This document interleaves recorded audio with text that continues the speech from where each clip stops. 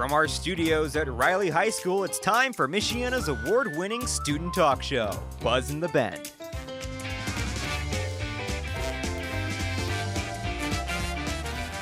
Hello and welcome to the season finale of Buzz in the Bend, Michiana's two-time award-winning student talk show.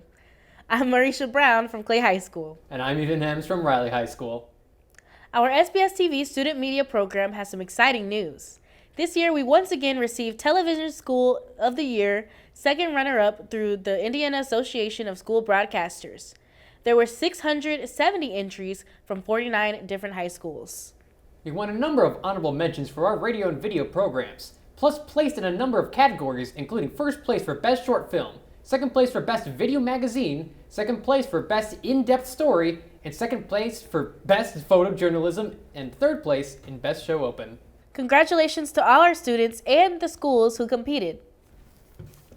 Ooh, man, that ISB was really stressful getting projects done for, right? Yeah, it was like pressure for real, because we were just thinking about winning. Yeah, we're just, well, not even winning, just getting it done, make sure to get the best product possible out of it, and I think we did all the best we could here, and I think it really showed too with all the high marks we got. Yeah, I don't know, for me, I just we all wanted our stuff to be perfect. We became super picky and yeah. Had to redo stuff over and over again. Yeah. So stuff that would have taken an afternoon probably took about a couple days or something. It was definitely a good experience. The Riley Wildcats have some new students in the form of Wildcat paintings as part of a diverse mural created on a wall near the school auditorium. But with so little time in the semester, it has been no easy task to complete the project. So Mr. Henderson came to us before quarter 4 and asked me and Miss Kerr if we wanted to paint the den upstairs. Actually, that's the original project for this. And then turns out we couldn't do it there. So this is kind of the second project that we've done or had to plan for. But luckily Mr. Henderson was nice enough to let us still do a mural because we planned for it. We planned on this since the beginning of semester 2.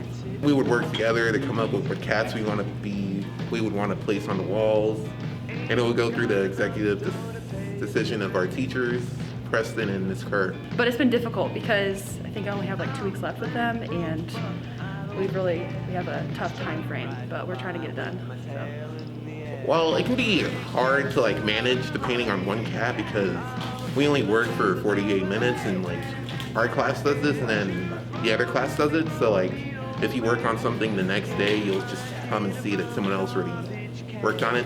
So you can't get too specific on one cat. It's hard to work with 3 different classes collaborating. But I think we've done a really good job, and things are going smoothly. So this has been a fun project. I enjoy painting. It's a wonderful mural for the time we were given, and mine is the cat in the cap and gown.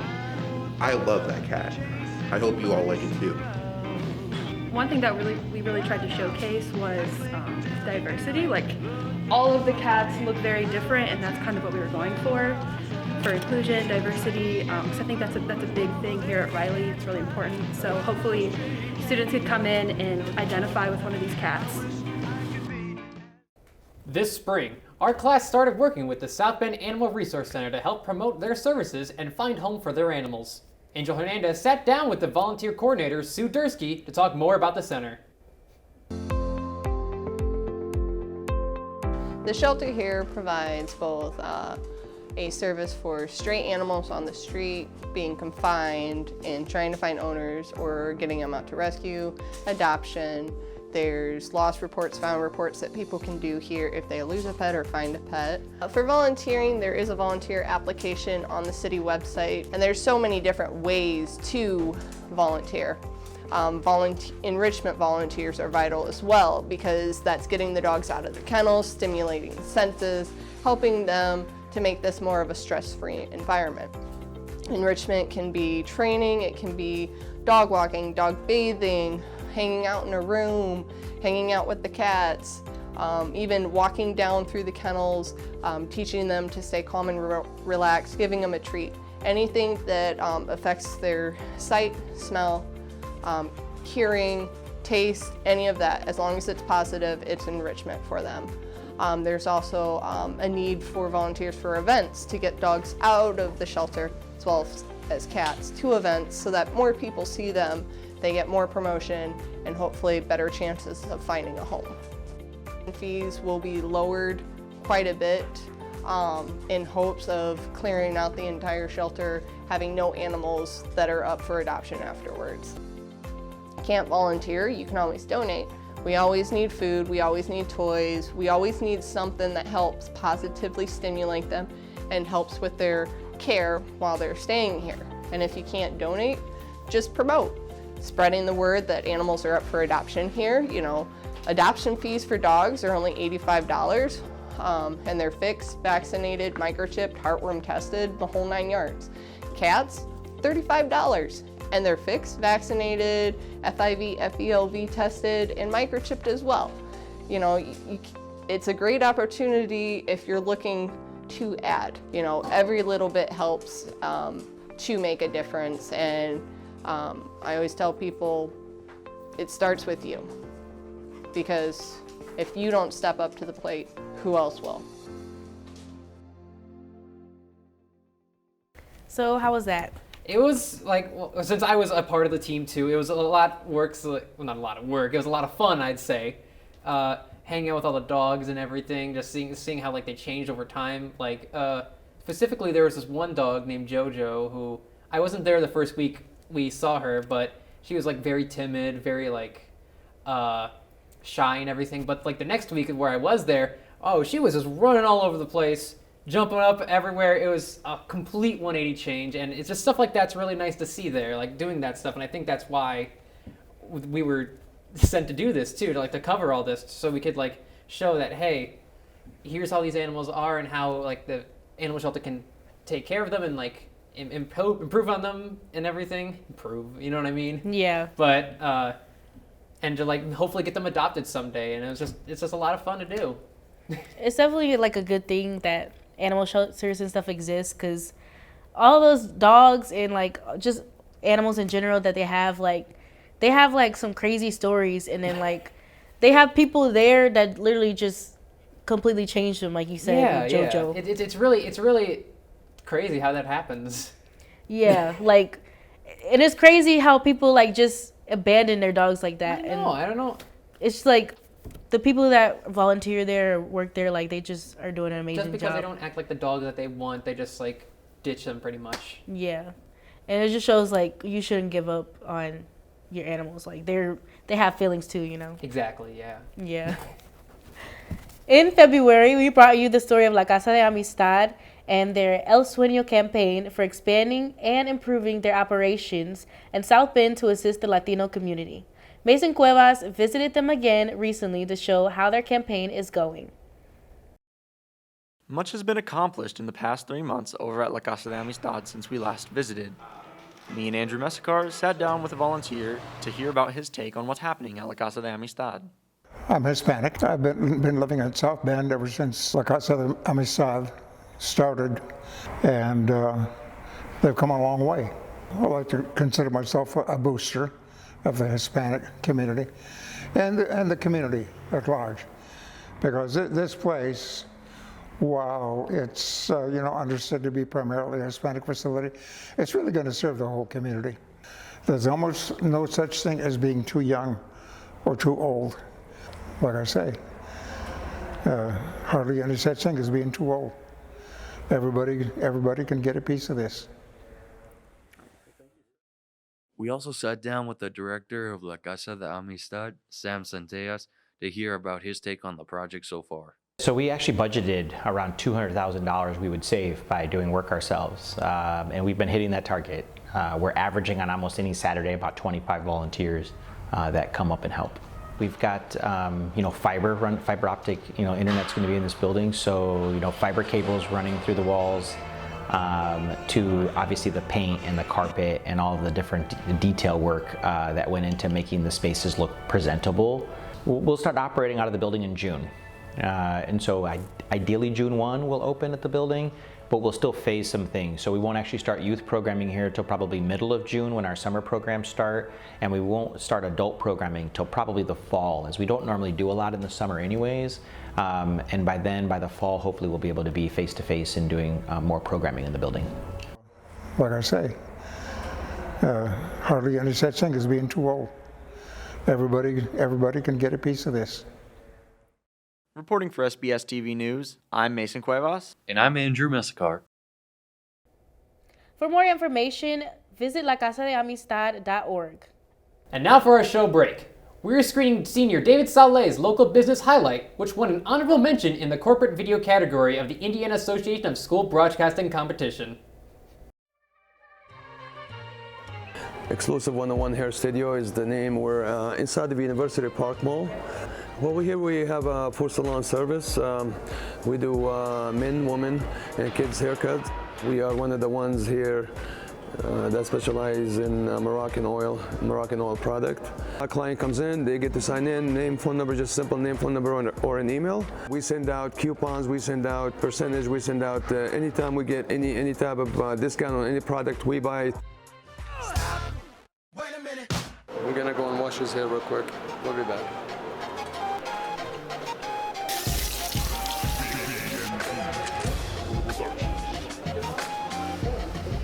Now we go and see if we had made any mistakes so we can fix them. We find out it was the best way to do is to leave like an open schedule, an open hour between each time we book in a client. And this way, we leave room for everybody to come in and enjoy our services and try to provide as much as we can. A lot of people that came in here and just left amazingly happy with the results. Again, I handpicked my stylist to be, I'm not looking for someone that's looking for a job. I'm looking for someone that's have a passion and like what they do and love what they do. Cena did a good job, and she was very patient with me. I got my eyebrows did, and it should last at least good 10, 15 days. Okay. Thank you, Cena. You know what I tell them is, you're gonna love the way you look. We guarantee it.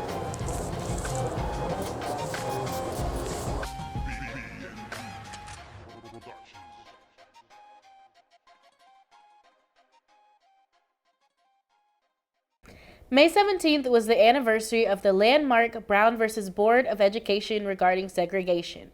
Our class was asked by the superintendent to create a special video commemorating it, which they screened at a recent school board meeting.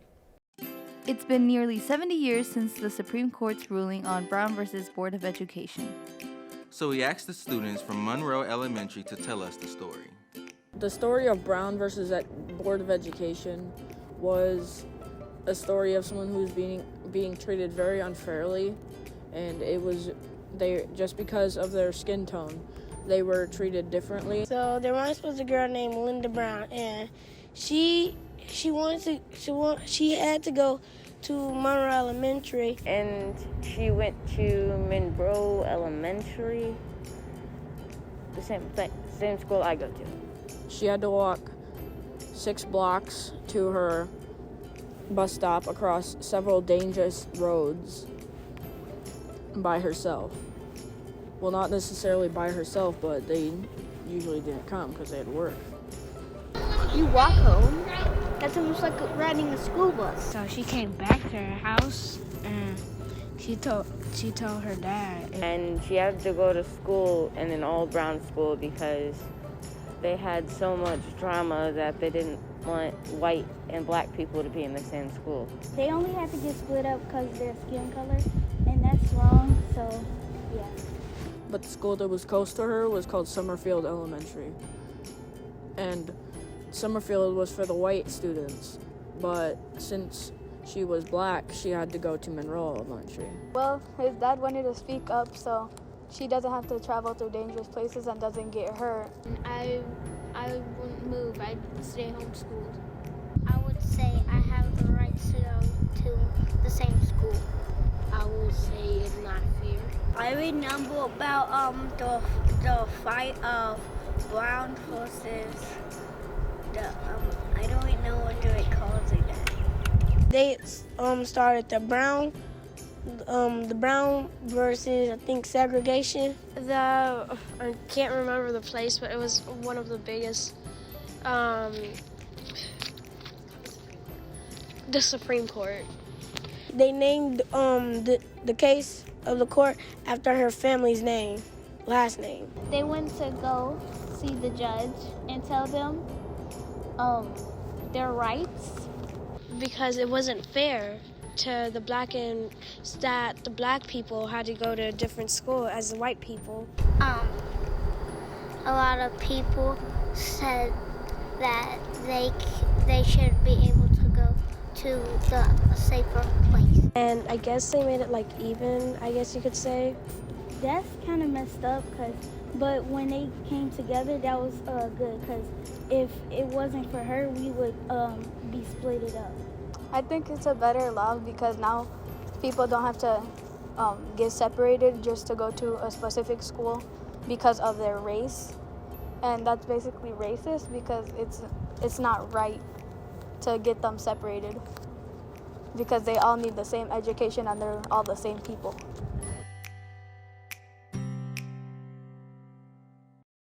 The space race is on, and Mr. Ponder's engineering class at Riley is ready to blast off. Let's take a look.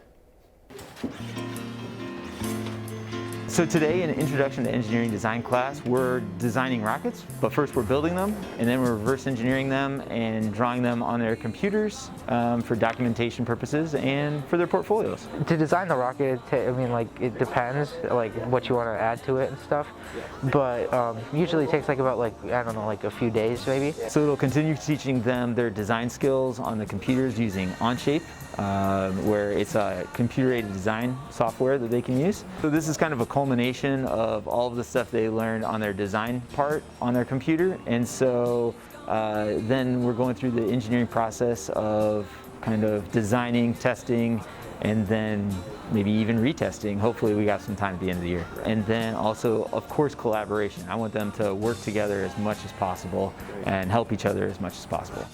I guess, what we're supposed to be learning is reverse engineering and the engineering process and how that works. Hopefully this brings some excitement to them for the end of the year in their engineering course, and then also they remember this for when they want to sign up for future classes, because we are now offering aerospace engineering to juniors and seniors.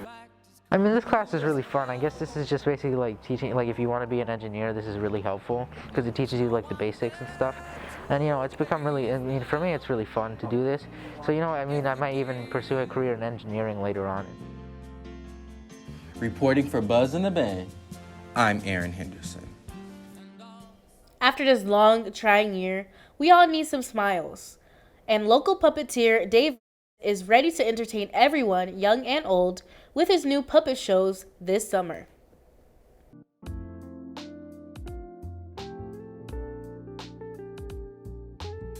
I got interested in puppetry back in grade school.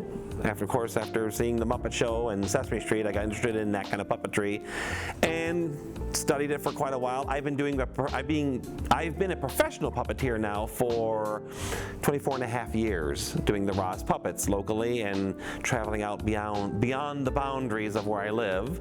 We've gone as far as Roswell, Georgia, which is about an hour outside of Atlanta, and we did that for about 4 years. It was lovely. We did a week's worth of shows, and we go down there and for their program. So I've been doing this for quite some time, and I quite enjoy it.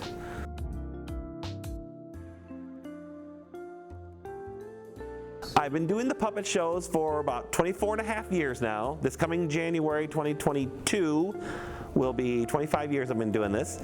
I started out doing birthday parties for friends and never thought this would catch on, and we just did it for fun, and it caught on. It was word of mouth. I did a few more birthday parties, and then pretty soon I was doing the zoo, did shows for the zoo, and then pretty soon it was libraries and schools and festivals and things like, and I no longer do birthday parties. I'm just too busy to do birthday parties, and my show has gotten much bigger than what I had for birthday parties. But yeah, I've been doing it for almost 25 years now. That's a long time. What is that in dog years? I'm not even sure. Oh, okay.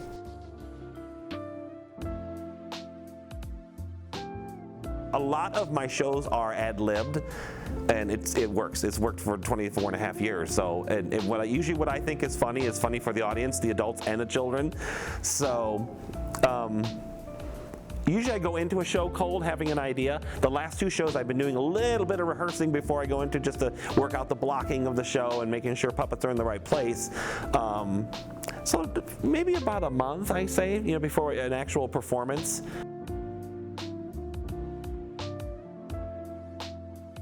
You put your hand in here and you work the head like this, very simple. But it's not as easy as you think, because you have to open the mouth for every syllable. So I can say, hello, my name is Rufus the dog. Then we got into this little guy here who was part of, there was actually 3 of him. They were chipmunks for a chipmunk song, a Christmas chipmunk song.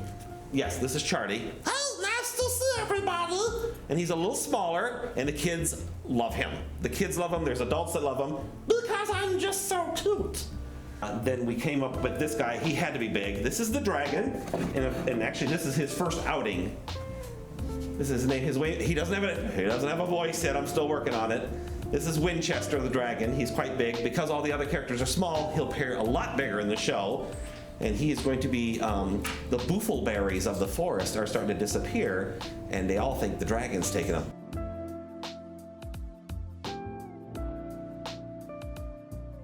Puppetry is a wonderful art form, and it's becoming more mainstream now. With Netflix bringing out that new Dark Crystal series, it was done all in puppets, and it was just lovely. And it got wonderful reception. Little baby Yoda on The Mandalorian was a puppet. Wonderful reception. So puppets are still alive and kicking. Thank goodness.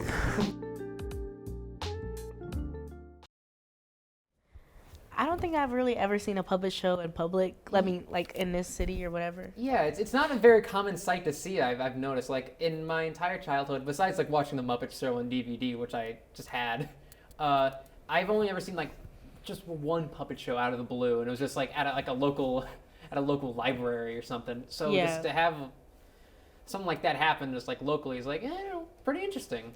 Yeah, it's definitely like more creative because we see more people getting into entertaining people like on the internet, and I feel like it would be better like a better connection if like you do something to entertain in public. Yeah, like a live life. entertainment instead of something very like online. Where online entertainment isn't bad or anything. I mean, look at the show here. Yeah. But I like live entertainment is something you like. I think you feel like you really need to. Yeah, because I feel like it's raw and like you just feed off the energy of the crowd and everything. So it's definitely like a cool little thing to do for us. Yeah, us and then like kids and everything too. Yeah, for the community.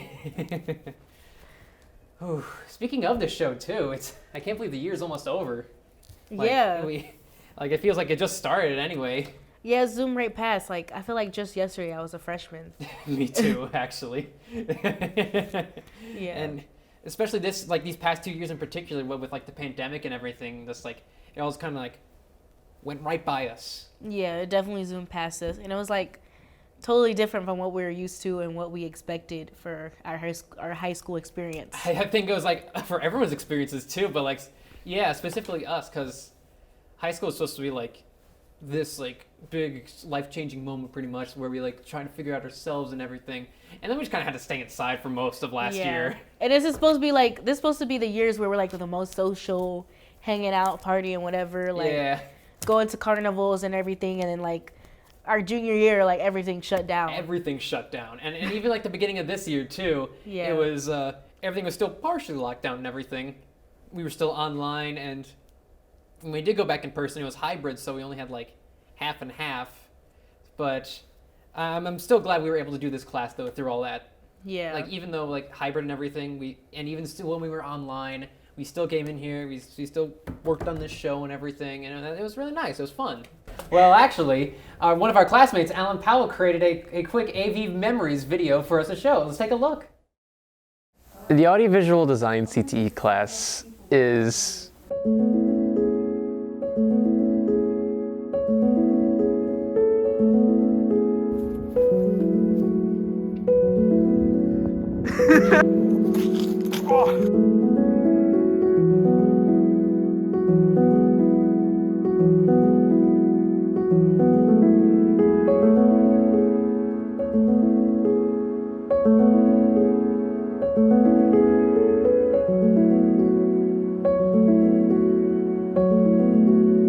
This is a girl.